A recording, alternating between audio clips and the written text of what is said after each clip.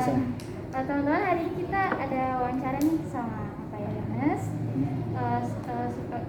sebagai pengalamannya selama masa Orde Baru, sebagai saksi masa.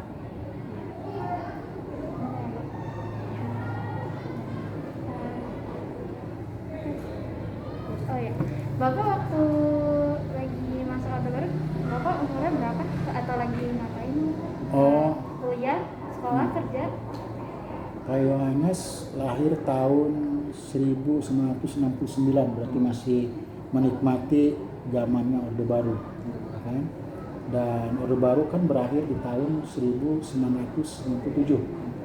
Ini cukup lama lah, apalagi dia memimpin selama 32 tahun.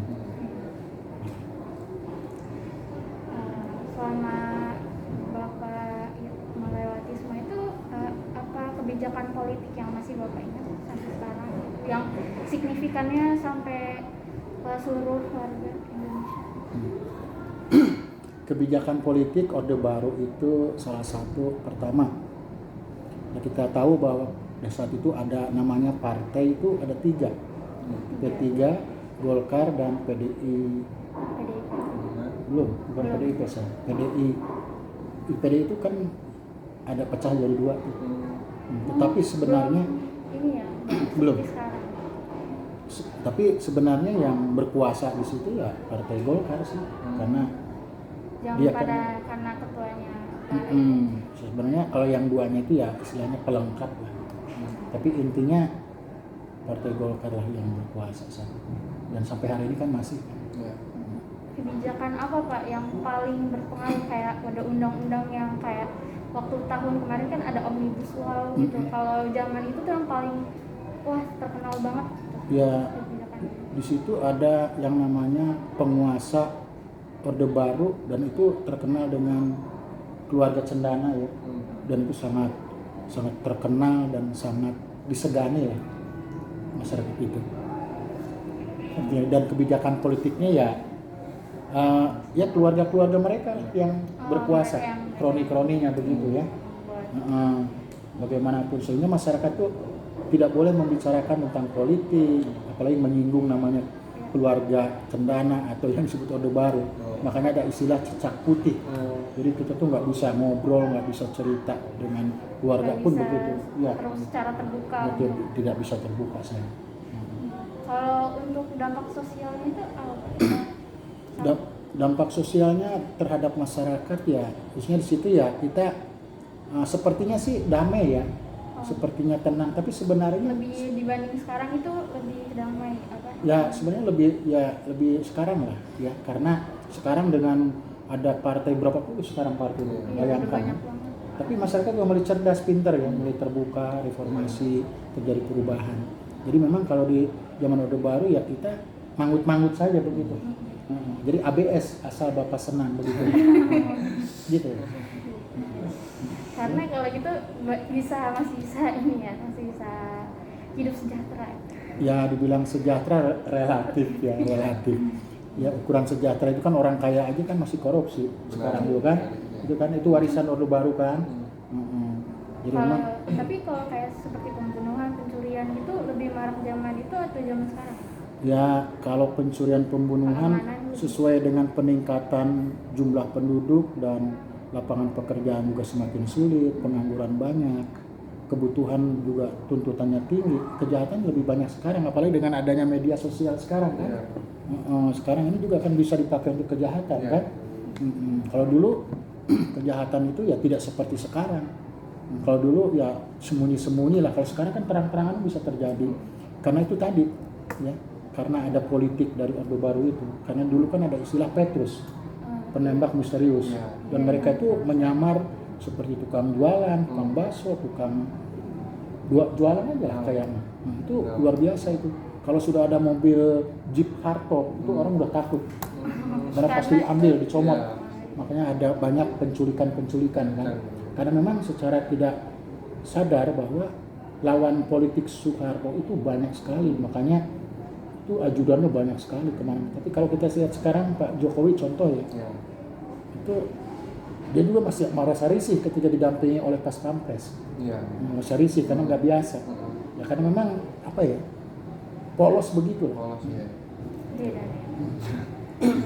Kalau untuk dari segi ekonominya sendiri kan seperti yang kita tahu tuh kalau zaman dulu itu kan mata uang rupiahnya beda ya Pak sama yang sekarang. Kan katanya kalau zaman dulu itu Nilai satu rupiah nilainya. Gitu kan. nilai nominal. Terus itu kira-kira beda nggak sih sama sekarang? Oke, Seberapa ngaruhnya? kalau keuangan ekonomi di zaman Orde Baru itu memang penduduk juga belum bertambah besar seperti sekarang kan. Terus lapangan pekerjaan juga tidak sesulit sekarang dan persaingan kerja juga besar sekali dan mencari uang susah sekarang. Kalau dulu mudah ya, harga-harga masih murah. Makanya ada istilah zamanku mudah kan, kata beliau kan, yaitu hanya dibuat-buat orang. Ya sebenarnya apa ya? Ya dulu memang lebih murah, lebih mudah mencari uang. Karena nilai mata uang juga dulu 10.000 aja kita sudah bisa buat tentelan plastik. Banyak banget ya Pak. Kaos aja harga 900, kaos bagus ya. Kalau sekarang 100 ribu udah nggak ada. Susah carinya dan keluarnya juga nilainya kecil gitu. Mudah, gitu saja. Tuntutan kebutuhan saya yang membuat kita jadi apa? Perbedaannya itu kebutuhan tingkat. Kalau Bapak ada pengalaman yang berkesan nggak Pak selama masa itu? Banyak sekali. Misal Bapak mungkin tiba-tiba ditangkap gitu Oh. tanpa tahu alasannya. Gitu. Atau Ya, apa gitu kalau terhadap pemerintah saat itu. Kalau ditangkap karena melakukan apa namanya perlawanan terhadap aparat atau terhadap pemimpin zaman dulu, kayaknya tidak sih, tapi hampir-hampir sih ya. Waktu masih kuliah 92, 97 itu hampir-hampir. Karena masih zaman-zaman Oh iya. muda-muda. Oh masih, kita dulu mah main otot lah, Ya. gak ada takutnya. Iya, polisi pun, ABRI pun kita lawan gitu. Ya kalau zaman dulu ya. Tapi dengan ditangkap secara ini enggak sih, tidak pernah. Tapi kalau berantem ditangkap polisi ya hampir-hampir sering lah. Gitu ya. Biasa anak muda kan. Iya, gitu. Kalau dibandingkan masa Orde Baru sama masa sekarang ini apa perbedaannya? Perbedaannya di bidang apa dulu saya? Kemudahannya sama Oh, kerugiannya. Iya. Kemudahannya ya. Ya kemudahannya kalau dulu bagaimana ya, dibilang mudah. Contoh mencari kerja, lapangan pekerjaan juga lebih mudah karena memang penduduknya masih sedikit ya. Iya. Lalu lapangan pekerjaan juga ya adalah dan dulu pakai orang dalam sih zaman dulu. Berkualitas atau tidak berkualitas yang penting ada orang dalam. Jadi nggak dilihat latar belakangnya gitu. Pokoknya ada saudara dalam kerja.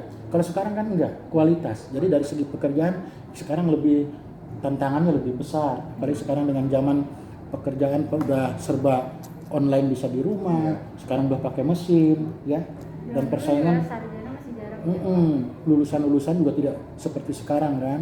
Luar biasa. Jadi memang dengan ekonomi juga banyak perbedaan. Sekarang tuntutan lebih tinggi, nilai nominal mata uang juga makin kecil kan, begitu kan, karena tuntutan kebutuhan.